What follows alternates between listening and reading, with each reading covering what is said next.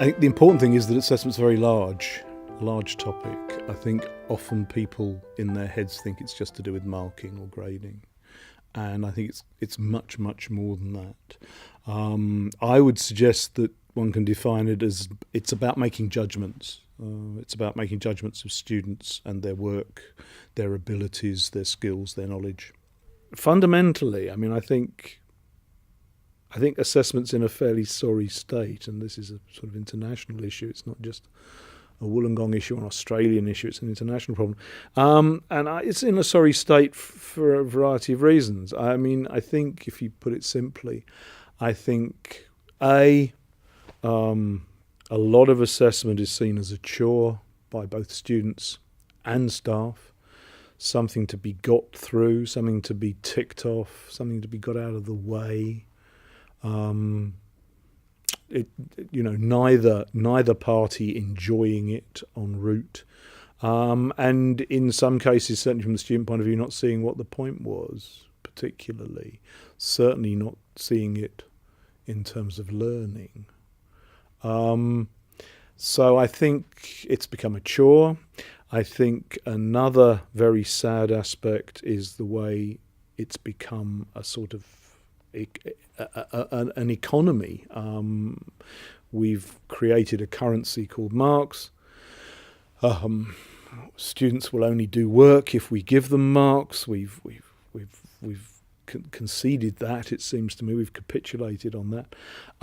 So we play this game. We have to have some marks here, some marks there, because they won't do it otherwise. Even worse, we use it as a sort of behaviour modification tool. So we'll, at its worst, you get 5% if you just turn up to 9 out of 10 of the lectures, or we take marks off if you hand things in late or something. So it's become a currency, and it's got nothing to do with the learning. And I think those two things are very sad. To try and be cheerful, though, I think another reason we should care is that I think it could all be a lot more enjoyable for all parties if we changed our practices.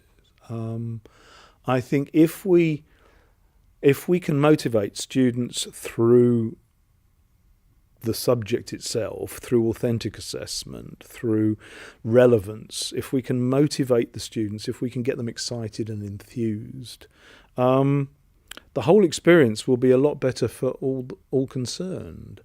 We'll have more fun with the students. The work, all the evidence is, if you've got motivated students, enthused students, the work will be better. So I think recapturing the fact that it should be about learning, and ideally it should be about enthusing students about our disciplines, or joining the profession or whatever, ought to make sort of a better life for all concerned. I think assessment is about making judgments. It's about judgments about students' abilities and so on. But within that, there are at least three purposes.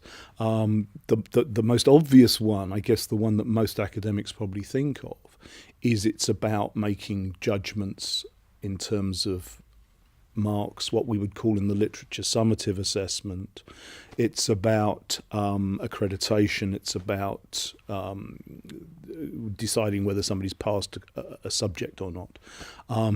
So that's clearly a purpose, and it's important. That's what, after all, universities are partially for. So certification, accreditation, etc. But there are two other purposes equally important. Secondly, there's the purpose of formative assessment, the literature would call it.